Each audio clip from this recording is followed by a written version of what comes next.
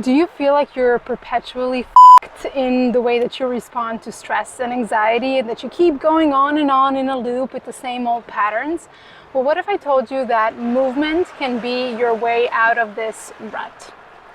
So often when we think about anxiety and stress, we think of them as mental and emotional states, while in reality, they involve a whole cascade of physiological body events that occur whenever we're in an anxious or stressful situation. For example, our heart rate goes up, our breathing patterns are different, our immune response is lowered, we might feel tension in the belly, we might tense up our muscles in a certain way. And all of this allows us to meet the challenges effectively while we're under the stress. However, more importantly, what needs to happen afterwards is that we need to come back to a neutral, more calm state when the circumstances change. And this is the classic dichotomy between fight, flight, freeze response and the rest and digest response, right? However, in modern times, the fight, flight response is often not appropriate at all. You can't punch your bank, right? Or you can't run away from your job, ideally. So when we're not able to go into our flight or fight response, the arousal is not discharged from our body, and it becomes ever more difficult to come back to a neutral state. Now, this is not to say that we're supposed to eliminate stress. Everyday stress is normal and it's unavoidable.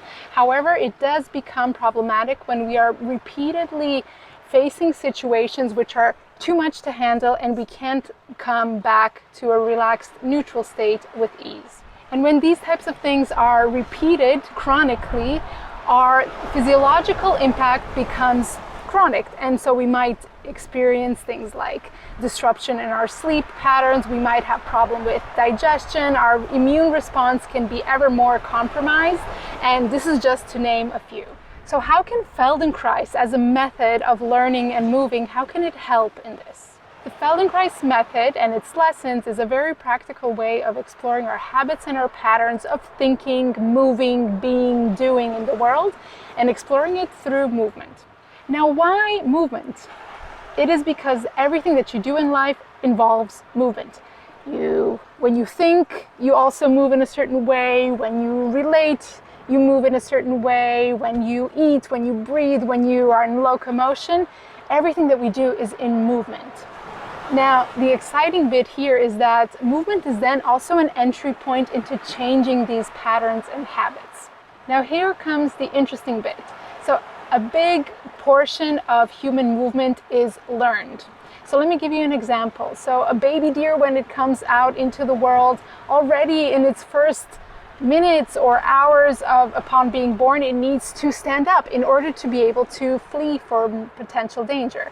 However, when you observe a human baby, you see the lengthy process of it learning to flex and extend, and learning to roll to one side, to sit up, to stand up, to crawl, and eventually to run. And it's precisely this learning pattern and this learning process that wires us into the beings that we eventually become. And this is an ever-evolving process. But also, let me give you an example. For example, imagine that you're seeing a person down the road and you don't yet know who it is, right? But as they're coming closer, you realize, this is my friend. And you might not know this because you saw their face. You might know this because you saw their very particular way of holding their bodies and how they walk. And that particular pattern of moving and walking is something that this person obtained throughout the whole learning process throughout their life. So how do we learn? Mostly we learn by making mistakes and then repeating the process again until we find the best possible solution. However, the funny thing is that we often learn things that are at one point helpful, but they are no longer helpful down the line. So everything that we do in life, every response that we have, shows up as a movement and physiological tendency, which also means that we can change it through movement as well.